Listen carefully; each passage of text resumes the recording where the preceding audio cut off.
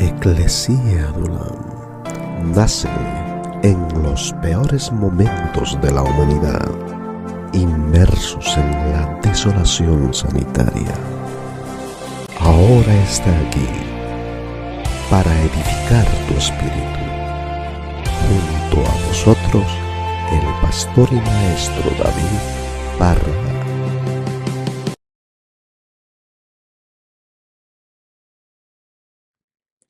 De Cristo Jesús cuando Él anduvo aquí en la tierra, cuando Él levantó a los primeros discípulos y a los primeros 12, y después la Biblia nos dice que tuvo muchos más, por lo menos 500 tuvo, que sepamos que la Biblia diga, que mencione la Biblia. ¿Ok? Los principales son los 12 que conocemos todos. Entonces, desde ese tiempo hasta ahora, el Evangelio, lo que se llama el Evangelio, ha cambiado mucho. En muchos lugares el Evangelio se ha convertido en un seguro de vida, un seguro de incendios. No sé cuántos entienden lo que quiero decir con eso. Si alguien, por ejemplo, te ha hablado de Cristo, te ha presentado el Evangelio y te ha hecho la pregunta, si tú te murieses esta noche, ¿sabrías a dónde irías?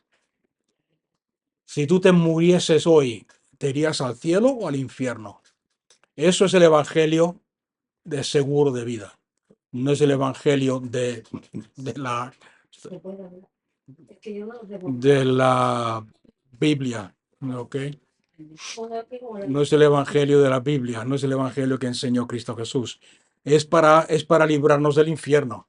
Hay dos opciones, el cielo, si aceptamos a Jesús como Señor y Salvador, o el infierno si rechazas la salvación de Cristo Jesús, lo que Él hizo por ti en la cruz del Calvario.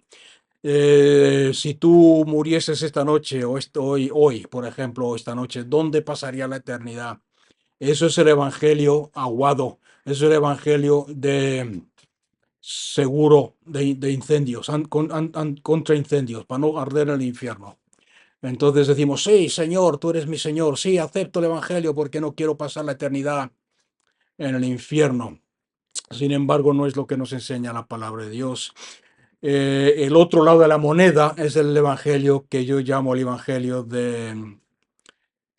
social, o el Evangelio en el sentido de que para muchos creyentes el Evangelio es el tratar de solucionar los problemas del mundo, darle de comer a los pobres, ir al campo misionero para edificar, para construir casas para la gente del tercer mundo, el tratar de arreglar los problemas del mundo. Ese es el otro evangelio que se suele predicar. Hace poco me dijeron a mí, alguien me hizo el comentario, sí, pero si no estáis haciendo nada por los pobres, si no estáis haciendo nada en el tercer mundo, no es el evangelio. Sí y no. Ahora, entenderme bien, esas cosas son importantes. Alimentar a los pobres, importante. Darle de nuestros bienes a los pobres es importante. Jesús mismo lo hizo y lo enseñó. Ir al campo misionero y construir edificios y casas para los que no las tienen, o aquí mismo en España, que hace falta, es importante, pero no es el Evangelio. No porque tú des a los pobres, no porque tú construyas casas para vivienda para los del tercer mundo, no porque alimentes a los pobres o porque des limosna, vas a ser salvo o vas a ganarte el favor de Dios. Después está otro evangelio, que es el evangelio del libertinismo. ¿Se dice así? Suena, lo habéis entendido, ¿no? Sí. Donde se enseña de que porque vivimos bajo la gracia, no bajo la ley del Antiguo Testamento, no bajo la ley del pacto de Moisés, entonces podemos hacer todo lo que queramos con tal de que hayamos aceptado a Cristo. Lo voy a decir de otra forma, lo vais a entender mejor. Hay muchos creyentes que creen que porque una vez han rellenado han levantado la mano en una campaña o en una asamblea evangelística o en una iglesia, han dicho yo quiero ser salvo. El pastor ha dicho a los que quieran aceptar a Jesús que levanten la mano, la han levantado. Creen que porque han hecho eso Ya son salvos y ahora como vivo por gracia, todo me es permitido.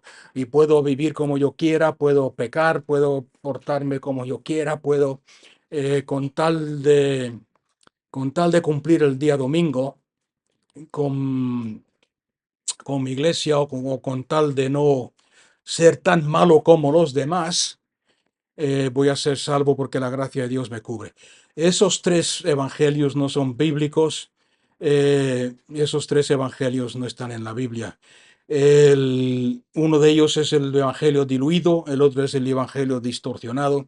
El evangelio que enseña la Biblia es el evangelio de, ok, os dije antes que os iba a dar una definición, es el evangelio de Cristo Jesús. La palabra evangelio, a propósito, suena muy religiosa y muy grande, una palabra de esas grandes que a veces no entendemos. La palabra evangelio simplemente quiere decir las buenas nuevas. Las buenas nuevas. Si tú compras el periódico hoy, por ejemplo, el domingo, compras el periódico y lees las páginas y pone ahí, el gobierno nos va a pagar a todos sin tener que trabajar. ¿Eso qué son? ¿Buenas nuevas o malas? No, depende, ¿no? ¿Cómo sería? Esas son buenas nuevas. Pues eso es lo que quiere decir la palabra evangelio. La palabra evangelio. Entonces aquí estamos hablando del evangelio de Cristo Jesús. En otras palabras, las buenas noticias o las buenas nuevas de Jesús el Cristo, Jesús el ungido. También se conoce en la Biblia como el evangelio del reino. ¿Ok? Y no son dos cosas diferentes, son una y la misma cosa.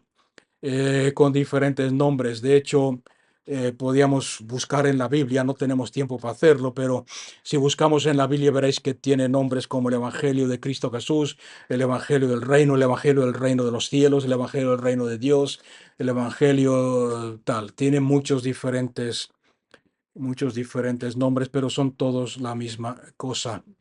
Ahora, quiero voy a tratar de explicar lo que es el Evangelio de Cristo Jesús. He dicho antes que no son ninguna de esas tres cosas que he mencionado. ¿Cuál es el Evangelio del cual habla la Biblia? Y esta es la parte que es importante que entendamos. Em, Hay una palabra que se usa mucho hoy en día, que es la palabra que quizás la habéis escuchado mucho en el telediario, es la palabra radicalizar. ¿Os suena? Radicalizar. Esta persona se ha radicalizado. Normalmente se usa hoy en día mucho en el telediario de forma negativa. Cuando se habla de extremistas, terroristas, extremistas, extremistas de cualquier caso, del Islam, de otras cosas, también puede ser uno un extremista religioso, protestante o católico, evangélico, pero la palabra se entiende negativamente, pero quiero que le veamos en su significado real. Radicalizar.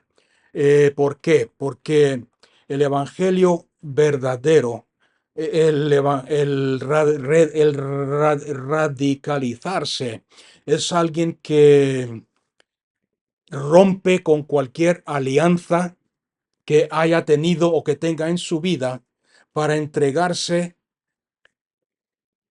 totalmente a algo diferente, a una creencia diferente o nueva. ¿Sí? Lo habéis entendido, ¿no? Radicalizar. Una persona que rompe toda alianza con su pasado, toda alianza con su cultura, incluso toda alianza con, y vamos a ver algunas cosas más adelante, toda alianza en su vida para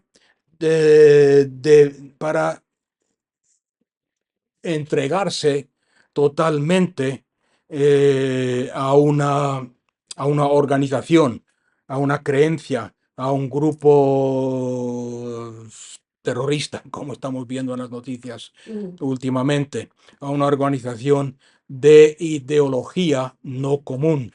O sea, que es una ideología que no es normal para la gente que se cree normal. Ahora, en el primer siglo, y es aquí donde nos tomamos nota, en el primer siglo, cuando Cristo Jesús vino a morir en la cruz del Calvario, Todo aquel que en Él cree y acepta su sacrificio, que Él tomó en nuestro lugar en la cruz, eran conocidos como radicales. Sí. Y es por eso que es importante que entendáis el título que se le da al Evangelio, el Evangelio del Reino. ¿Por qué? Quiero que os imagináis un momento. Se convirtieron en radicales, se convirtieron en rebeldes. Eran conocidos en el reino o en el imperio romano como agitadores, rebeldes, radicales. ¿Vais cogiendo la idea? Y eso es el Evangelio. Todo lo demás que se nos enseña hoy en día es cuento.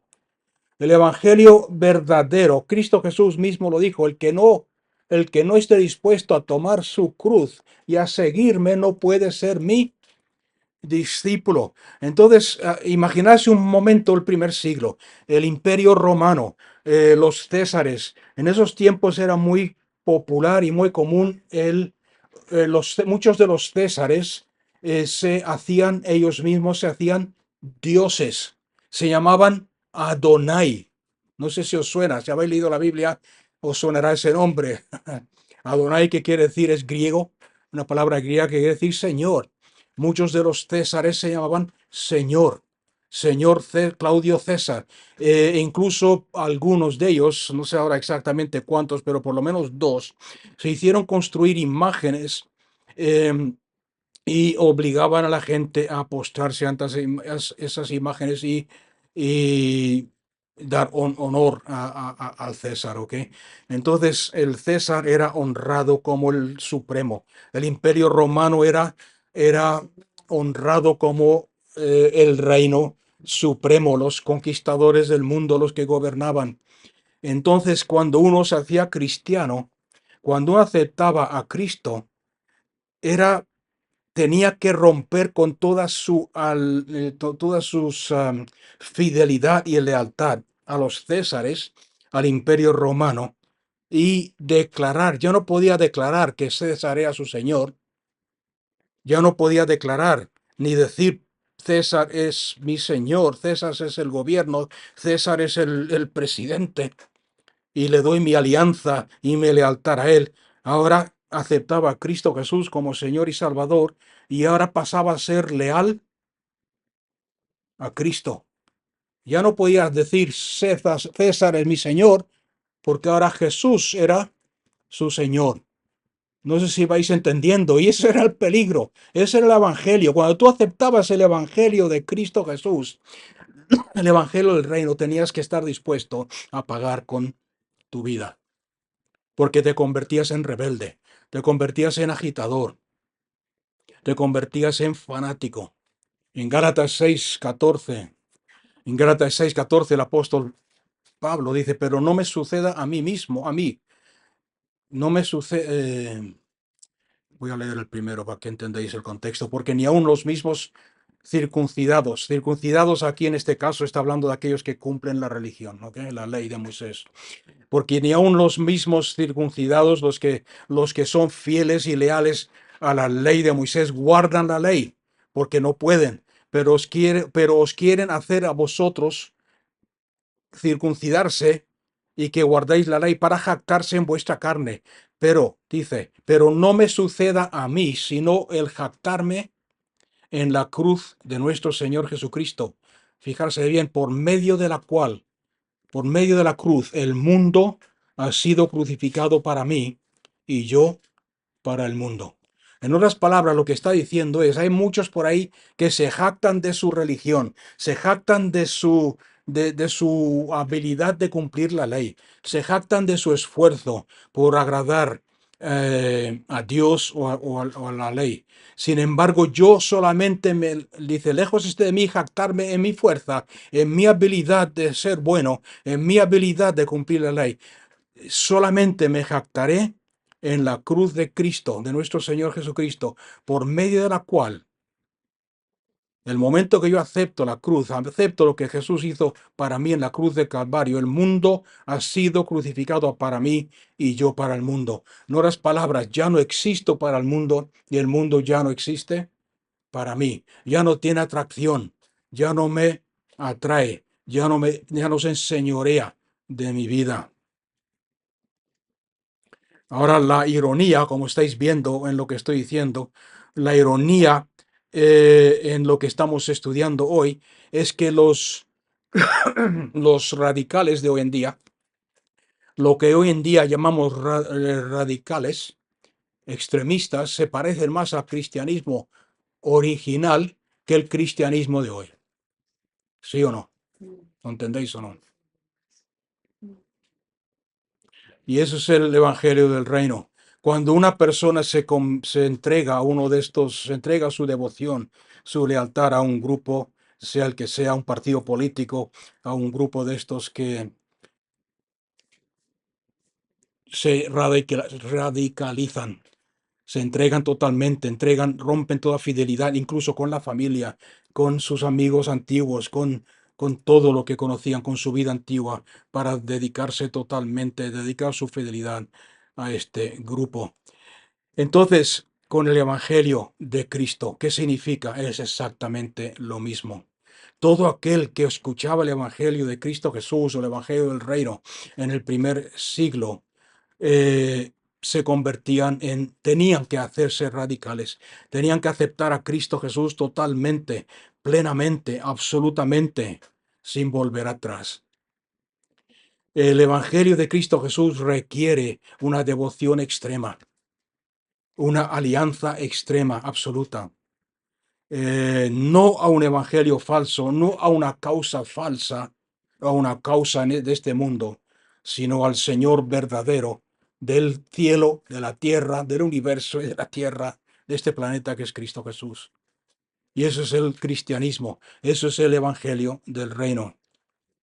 O sea que cuando uno se hacía cristiano en el primer siglo, se convertía en un enemigo del Estado, se convertía en un rebelde. Toda su alianza la entregaban a Cristo Jesús. Y como tal, muchos de ellos eran vistos como proscritos, eran vistos como fanáticos, eran perseguidos, eran muertos, eran quemados en la estaca, eran echados a los leones y perdían la vida, como podéis saber. Primer siglo, segundo siglo, tercer siglo, hay mucho de eso. Hay un libro muy conocido que creo que está en español. Una vez lo recomendé, no sé si os acordáis, que se llama El libro de los mártires. El libro de los mártires. Podéis descargarlo del internet, creo. Y ahí veréis el ejemplo del Evangelio del Reino, cómo era y cómo es y cómo debería ser. Desafortunadamente o tristemente, el cristianismo moderno está tan alejado de lo que era en el primer siglo que incluso el hablar el hecho de que yo diga que ser un discípulo de Cristo Jesús te convierte en un radical, para muchos cristianos es ofensivo. Pero ese es el evangelio que Cristo Jesús, el evangelio que Pablo, el evangelio que Pedro, el evangelio que Juan y los demás apóstoles predicaban. Y donde quiera que era predicado este evangelio, traía transformación. No solamente transformaba la persona, sino que transformaba el pueblo entero. Y la Biblia está llena de ejemplos como esos. En una ocasión, un ejemplo es cuando la mujer samaritana, Cristo Jesús le predica el Evangelio. Le pregunta a la mujer, le pregunta a Jesús, ¿dónde entonces tenemos que adorar a Dios? Siempre volviendo a justificarse en la religión. ¿Dónde tenemos que adorar a Dios? ¿En Jerusalén o aquí en el monte en el monte Carmelo, creo que se llamaba? Que es donde Jacob le dio el pozo de Jacob. ¿Dónde tenemos que y ellos se reunían ahí? ¿Dónde tenemos que adorarle? Jesús siempre lo vuelve a esto, al evangelio radical, al evangelio radical. El que beba de mí, o si tú bebes del agua que yo te doy, no tendrás sed jamás. A otro grupo le dijo, el que no coma de mi carne y beba de mi sangre no puede tener vida ni ser mi discípulo. Dice la Biblia que muchos de sus seguidores se fueron, abandonaron, lo dejaron. ¿Por qué? Porque para ellos eso era radical, demasiado radical. Era demasiado fanaticismo, era demasiado intolerante, demasiado difícil de aceptar. Y no estaba hablando de tomar su sangre literalmente ni de comer su carne, estaba hablando del precio, de lo que cuesta ser un discípulo de Cristo Jesús, de lo que es el Evangelio verdadero.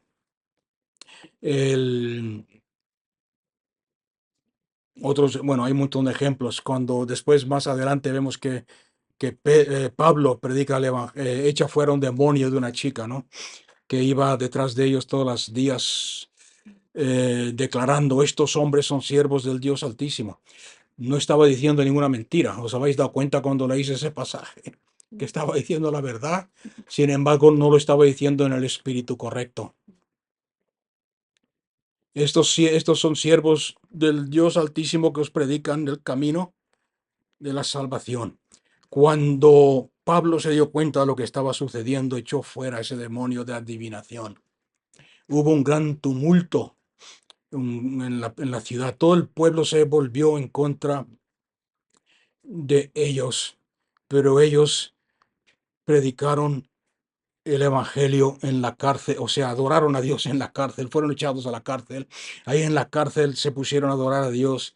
Dios se manifestó porque Dios siempre, y esto es un secreto, Dios siempre se va a manifestar donde haya una persona o un pueblo que lo esté adorando en espíritu y en verdad. ¿Entendéis o no? Siempre se va a manifestar. Siempre va a manifestar su amor, siempre va a manifestar su gloria, siempre va a manifestar su poder. Entonces, Pablo y su acompañante se pusieron a adorar a Dios ahí en medio de la cárcel.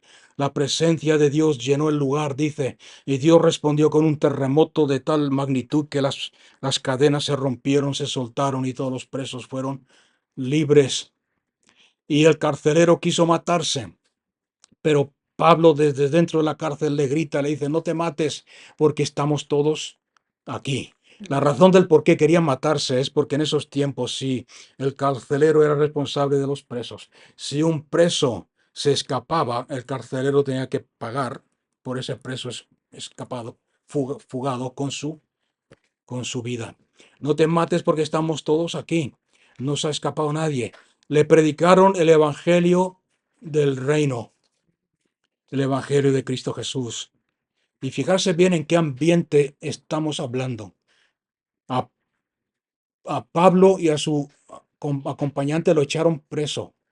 Estamos hablando de un lugar donde rechazaron totalmente a Pablo, rechazaron totalmente el evangelio, los golpearon, los metieron presos en un calabozo.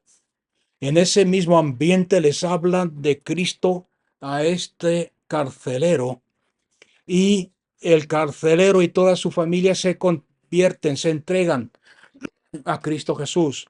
Vamos a usar la palabra que hemos usado hoy. Se radicalizan a Cristo Jesús y se entregan a Cristo. O sea que, imaginarse un momento que no era algo agradable y bonito. No era decirle, ven a nuestra iglesia que te va a ir todo bien. Ven a nuestra iglesia que se te van a pasar tus problemas y nadie te va a tratar mal. Ven a nuestra iglesia que todo el mundo ahí va a aceptarte. Estaban predicando el evangelio a alguien que por el hecho de aceptar a Cristo como el Señor y Salvador y declarar que Jesús es el Señor, aunque fuese carcelero y trabajara para el gobierno, estaba expuesto, se exponía a que lo matasen, a que lo echaran al mismo calabozo donde él había tenido a los presos, cuidándolos, ¿me entendéis? Se exponía a la muerte. Sin embargo, dice la Biblia que él y toda su familia se entregaron al Señor.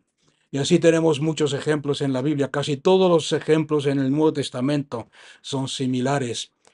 Cornelio y su familia, otro caso, trabajaba para el gobierno, era del gobierno romano. Acordarse que era un delito no decirle Señor a César. Y este hombre trabajaba para César directamente. Sin embargo, se convirtió al Señor, él y toda su casa. Y así tenemos ejemplo tras ejemplo tras ejemplo. El evangelio del reino, el evangelio verdadero. O sea que vemos que no solamente te transforma en radical, sino que transforma el lugar donde tú estás, comunidades y culturas. El ejemplo más claro que tenemos en la Biblia fue la transformación de Pablo, de Saúl, Saúl de Tarso.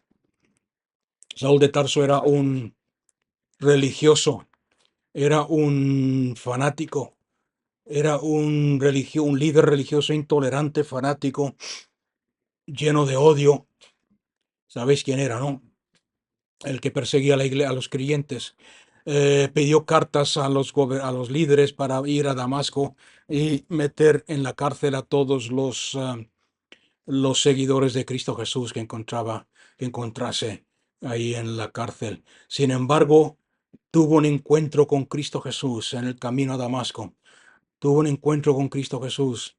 Tuvo un encuentro con el poder reconciliador del Evangelio del Reino. Y su vida fue transformada totalmente. Se convirtió en ser un perseguidor. Se convirtió en ser perseguido. Ahora, ¿sabía Pablo en lo que se estaba metiendo? Sí, porque él mismo lo había hecho, él mismo había perseguido a los creyentes. Sabía que si él se radicalizaba, se hacía leal a Cristo, dejaba toda su lealtad al imperio romano, a la religión antigua, al judaísmo, y se entregaba totalmente a Cristo Jesús, y dejaba de llamar Señor al judaísmo, dejaba de llamar Señor al César, dejaba de llamar Señor a sus alianzas antiguas. Iba a ser perseguido igual que él había perseguido a los demás. Iba a pagar con su vida. Sin embargo, cuando tuvo un encuentro con Dios, con Cristo, su vida entera cambió. Este es el evangelio que deberíamos estar predicando hoy. Si queremos ver avivamiento, si queremos ver esta nación transformada, si queremos ver nuestras vidas cambiadas por Dios. Vamos a ver algunos versículos para ver lo que dice la Biblia, aunque ya he dicho yo, he usado bastantes ejemplos. Muchas de las palabras que Cristo Jesús dijo en cuanto al Evangelio del Reino son muy chocantes, muy fuertes y muy duras para nosotros hoy. Y no cuadran muy bien, no encajan muy bien con el Evangelio que estamos acostumbrados a escuchar. Hay una canción que cantamos que está basada en Mateo 6:33. Yo creo que lo habéis cantado todos. Esa canción que dice, busca primero el reino de Dios y su justicia, y todo lo demás añadido os será. ¿Qué significa realmente buscar primero el reino de Dios?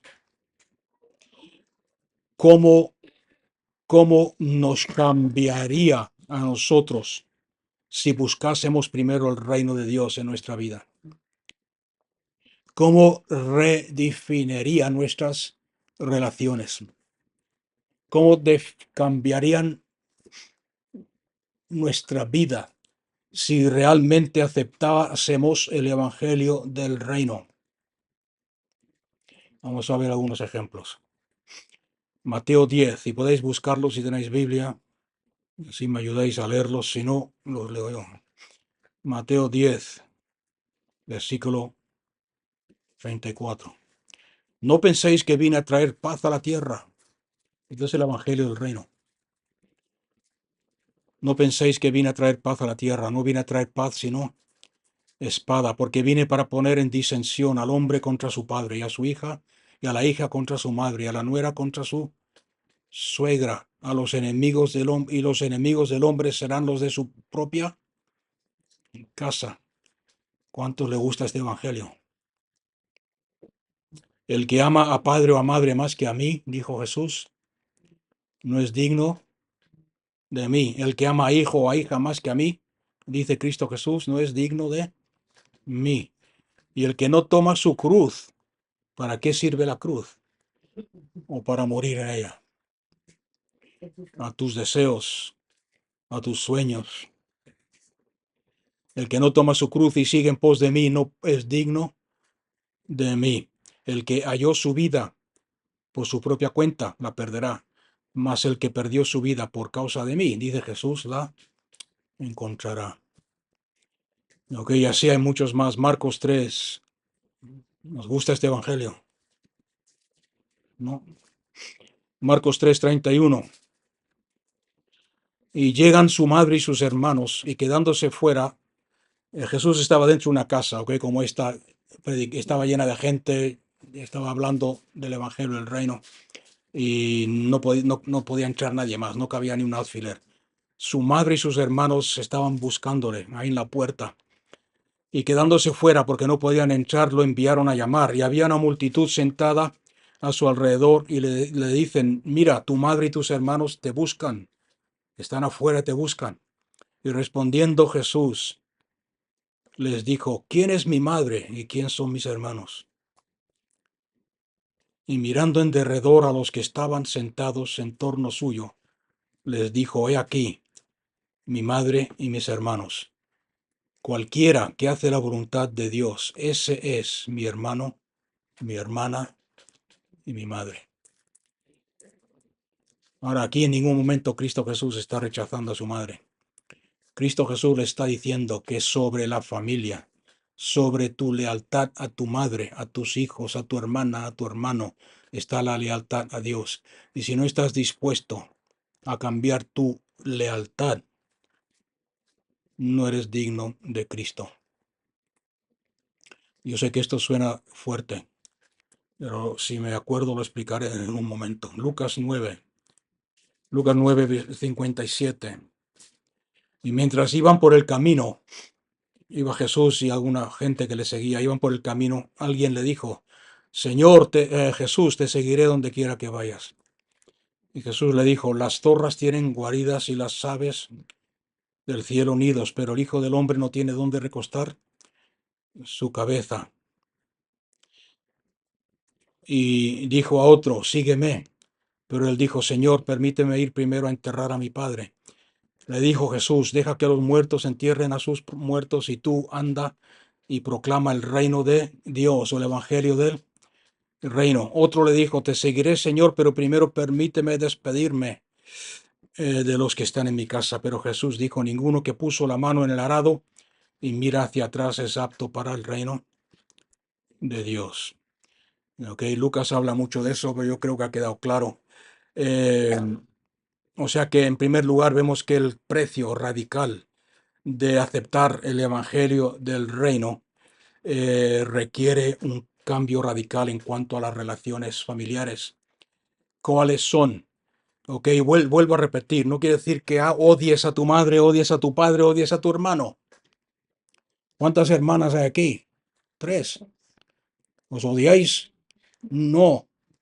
Pero quiere decir que si pones a una hermana por encima de Cristo, ya no estás siguiendo a Cristo. ¿Por qué lo digo? Porque en este caso de la familia, cuando tú decides vivir por fe, decir entregarte, por ejemplo, vamos a poner un ejemplo que entendéis todos. Si Carmen ahora mismo me dice, el Señor me habló, si Carmen dice ahora aquí en esta reunión, el Señor me habló anoche, me dijo que deje todo, que deje mi casa, que lo venda todo y me vaya a Corea del Norte a predicar el Evangelio del Reino. ¿Quién son los primeros que van a oponerse y tratar de convencerla? La familia. ¿Me entendéis? La esposa, el esposo, los hijos, la familia. Van a decirle, es que si tú te has equivocado, tú estás loca, es que si tú te vas a Corea del Norte a predicar, es porque no nos quieres. ¿Os suena de algo? Ha dejado de quererlos. No, pero se ha convertido en una persona radicalizada, discípula de Cristo Jesús. Vamos a ver más ejemplos. ¿Cómo afecta tu relación con el dinero y las posesiones? Mateo 6:19. Mateo 6:19. No os acumuléis tesoros en la tierra donde la polilla y corrosión carcomen y donde ladrones irrumpen y roban. Más bien acumulaos tesoros en el cielo donde ni la polilla ni corrosión carcomen y donde ladrones no entran y roban. Porque donde está tu tesoro, ahí también está tu corazón. Amén. Y esto yo creo que está claro. Podemos leer más si queréis. Marcos 10, 17. Y cuando se puso en camino, vino uno corriendo detrás de él y arrodillándose le preguntaba, Maestro bueno, ¿qué he de hacer para heredar la vida eterna? Y Jesús le dijo, ¿por qué me llamas bueno? Ninguno es bueno, solamente uno, que es Dios. ¿Sabes los mandamientos? No asesines, no adulteres, no hurtes, no des falso testimonio, no defraudes, no honra a tu padre y a tu madre. Y él le dijo, Maestro, todas estas cosas las he guardado desde mi juventud. Entonces Jesús, habiéndolo mirado fijamente, lo amó. ¿Os fijáis bien? Sintió amor por él. Y le dijo, una cosa te falta. Ve y vende todo lo que tienes y dalo a los pobres y tendrás tesoro en el cielo. Y vuelve aquí y sígueme. ¿Está Jesús en contra de las riquezas? ¿Está Jesús en contra de que tengas casa? ¿Está Jesús en contra de que tengas un coche bueno, Jaguar? No, no está diciendo eso. ¿Y os dais cuenta que este joven Jesús lo amó? Os voy a decir dos cosas importantes acerca de este joven. Jesús lo amó como nos ama a todos. Pero ¿dónde estaba su prioridad? ¿Dónde estaba su corazón?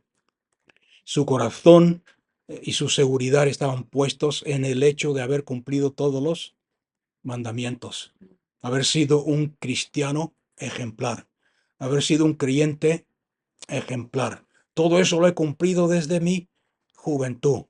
Ese es el primer problema. El segundo problema, ¿dónde estaba su corazón? Tenía muchas riquezas, tenía mucho dinero.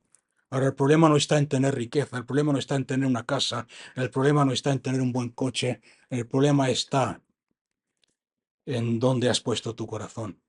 Si el Señor le dice a Carmen, seguimos con Carmen, se va al norte de Corea del Norte, pero el Señor le dice, tienes que dejar tu casa aquí en el pueblo, tienes que dejar tu coche, tienes que dejar tus perritos. ¿Qué haría Carmen? ¿Dónde está su corazón? Y ahí está el problema. Como dicen algunos, ¿el dinero te tiene a ti o tienes tú al dinero? El dinero en nuestra vida, el dinero y las posesiones que Dios nos da son herramientas para cumplir el propósito de Dios en nuestra vida, no para que se enseñoreen de nosotros, no para que nos gobiernen, no para que perdamos sueño por causa de lo que tenemos. Las gafas. Lucas 14, 25. Caminaban con él, con Cristo Jesús, grandes multitudes, y volviéndose les dijo a la multitud, si alguno viene a mí y no aborrece a su padre, y a la madre, y a la mujer, y a los hijos, y a los hermanos, y a las hermanas, y aun su propia vida, no puede ser mi discípulo. Cualquiera que no carga su cruz y viene en pos de mí no puede ser.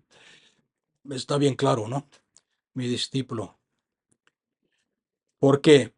¿Quién de vosotros, queriendo edificar una torre, no se sienta primero y calcula el costo para ver si tiene con qué terminarla? ¿Qué nos está diciendo aquí Cristo Jesús? Nos está diciendo que ser discípulo de Cristo no es tan fácil como levantar la mano en una reunión y decir yo quiero yo quiero ser salvo, o pasar adelante para que alguien ore por nosotros, o rellenar como hacen en las campañas, rellenar una cartulina, una papelina diciendo yo acepto a Jesús como Señor y Salvador. Aquí dice bien claro que hay que sentarse primero y calcular el costo. ¿qué me va a costar seguir a Cristo? En el primer siglo te iba a costar la vida. En el siglo XXI, ¿qué te puede costar? Si eres radical en tu discipulado, si eres radical en seguir a Cristo, te puede costar amistades, que las pierdas, te puede costar el rechazo de mucha gente, te puede incluso costar que te echen de la iglesia donde tú te reúnas, sea la que sea. Te puede costar que algunos familiares ya no quieran saber nada contigo, no te inviten a su casa el domingo a comer paella. ¿Me está escuchando alguien? Hay que sentarse primero, hay que sentarse primero y calcular el costo. Estamos viviendo, lo digo, estoy hablando del Evangelio del Reino de esta forma, y lo he dicho en otras ocasiones, porque estamos viviendo en tiempos donde vamos a ver la gloria de Dios, pero al mismo tiempo vamos a ver mucha oposición y persecución. ¿Sí? En Estados Unidos está pasando, yo conozco a un pastor, yo conozco a un predicador danés que se fue a vivir a Estados Unidos y a predicar el Evangelio del Reino, esto que estoy predicando, y sin ninguna razón vino los federales y lo metieron preso, sin darle excusa, razón ni el porqué. 465 días estuvo en la cárcel sin que le dieran razón del por qué estoy aquí, por predicar el Evangelio. ¿Y saben por qué? Porque uno de su iglesia se levantó y lo acusó de predicar un evangelio falso. Su nombre quedó tachado.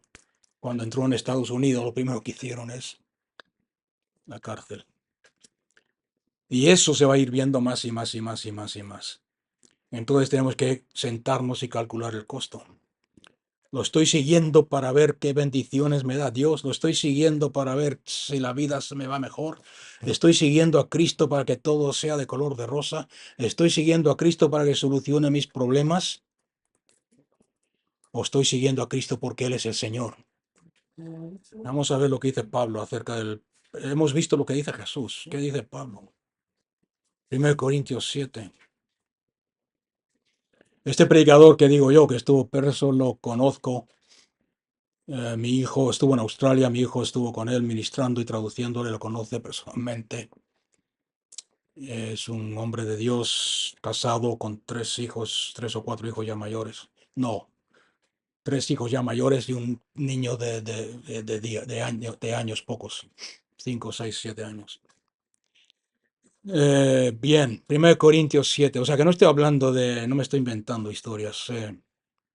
Además que se ve, si tienes discernimiento, se ve lo que está desenvolviéndose en el mundo. 1 Corintios 7, 29. Pero esto digo, hermanos, este es Pablo. Pero esto digo, hermanos, el tiempo se ha cortado para que los que tienen mujer sean como si no la tuvieran. ¿Ok? Y los que lloran como los que no lloran. Y los que se regocijan como los que no se regocijan. Y los que compran como los que no poseen nada. Y los que disfrutan este mundo como los que no lo disfrutan. Porque la apariencia de este mundo pasa. Es temporal. Quisiera que estéis libres de preocupaciones. El soltero se preocupa de las cosas del Señor, de cómo agradar al Señor, pero el casado se preocupa de las cosas del mundo, de cómo agradar a su mujer, y ha sido dividido, o sea, su corazón está dividido, como hablamos antes del viaje misionero al norte, a Corea del Norte.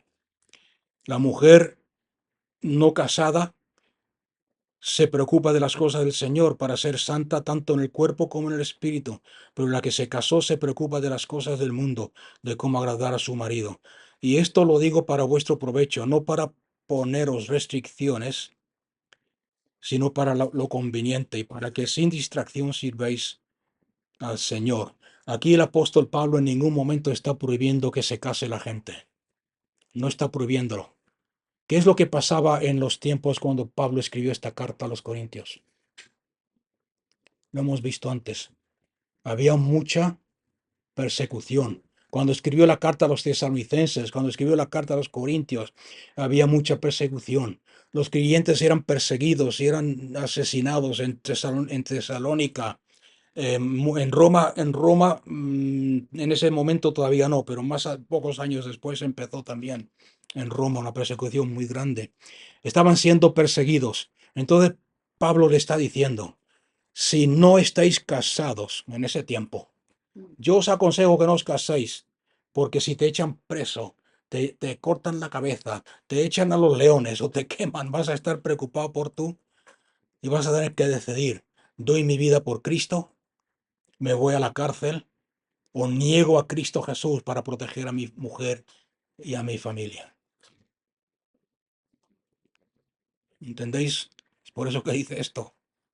O sea que en otras palabras, volviendo al tema, ¿qué les está diciendo? Sentaos y calcular el costo. ¿Quieres casarte? Haces bien. En otra parte, no está en contra de casarse. En otra parte dice, el que le encuentra mujer buena cosa, allá, no es, haces bien. Pero calcula el precio, calcula el costo de servir a Cristo. O sea que vemos todas estos principios, estos versículos. Y lo que quiero añadir antes de terminar, que todas estas demandas que Cristo Jesús nos pide, todas estas demandas que el mismo Pablo nos pone, humanamente hablando, son imposibles que nosotros las cumplamos. Pero nos dan un estándar de lo que es el reino de Dios. Nos dan un estándar de lo que es el evangelio verdadero, que es muy diferente a lo que estamos acostumbrados a escuchar hoy en día. Y aquel que está dispuesto a pagar el precio, aquel que está dispuesto a que Cristo Jesús sea el Señor de su vida, y esto lo digo ahora por si a alguien le ha entrado miedo, y dice, no, prefiero no creer en Cristo. Cualquiera que tome la decisión de ser discípulo de Cristo Jesús, aceptar su amor, aceptar el servirle y el seguirle, Cristo Jesús mismo, a través de su Espíritu, te va a dar todo lo que necesites, la gracia, para vencer y para pasar por cualquier problema sin negarle a Él. Amén. O sea que no creas que vas a estar sola o solo. Cristo Jesús te va a dar la gracia. De hecho, está comprobado. Por eso os recomiendo ese libro, si lo encontráis en el internet. El libro de los Fox. El escritor se llama Fox, F-O-X-E. F-O-X. El libro de los mártires de Fox. Porque ahí vais a ver ejemplo tras ejemplo, tras ejemplo, tras ejemplo de creyentes que pensaban que no eran dignos de seguir a Cristo, sin embargo tomaron la decisión de hacerlo. Y en el momento más difícil se dieron cuenta que Dios les dio la gracia para enfrentarse a la oposición, a los leones, a la muerte. Porque para mí el vivir es Cristo y el morir es ganancia, dijo Pablo.